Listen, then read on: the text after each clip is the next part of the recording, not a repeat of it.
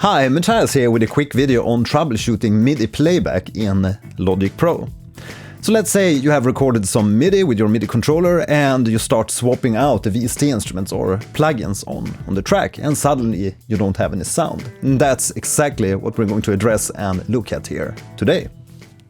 Okay, so here's a Logic session where we have a MIDI region recorded with the Arturia Keystep 37 MIDI keyboard. And for this demo I changed the MIDI channel on the Arturia Keystep 37 to send MIDI on channel 2. Most often you have your MIDI controller sending MIDI data on channel 1, but for this test we send on MIDI channel 2. And we can see that if we go to the list editor for the MIDI events, you can see that all the notes here are sent on MIDI channel 2. On this track we have the massive synth from Native Instruments, and let's open the synth here. We can see that it's receiving MIDI on all channels. But sometimes your plugins might be set to receive on only channel 1. And if we set the massive to receive on channel 1 and try to play back this arrangement, you obviously won't have any sound because all these MIDI notes here are sent on MIDI channel 2. So to address this issue, you just need to select all your MIDI and change the MIDI channel to channel 1.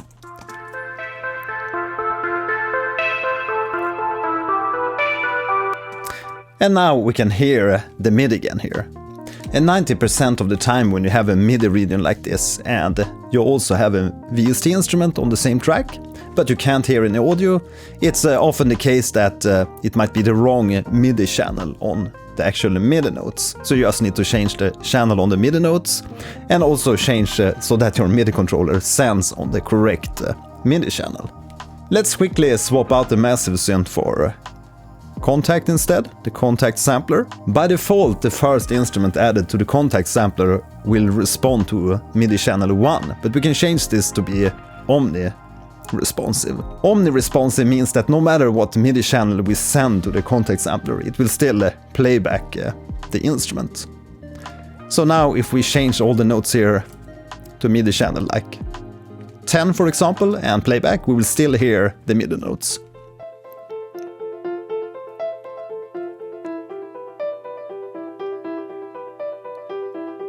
So it's super useful to know about the tracklist editor here for the MIDI events, so you can look up and see what kind of MIDI channel you're sending from your MIDI keyboard.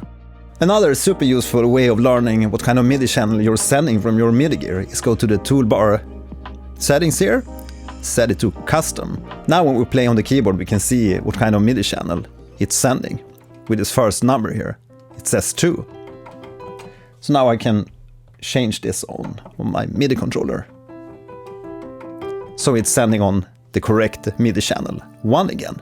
Right, so let's quickly how to troubleshoot the MIDI in Logic Pro. If you found this video helpful, please let me know in the comments. If you want to learn the full potential of Logic Pro, I highly recommend that you check out my Logic Pro course at store.morningdewmedia.com. Thanks for watching today, my name is Mattias and see you in the next video. Bye!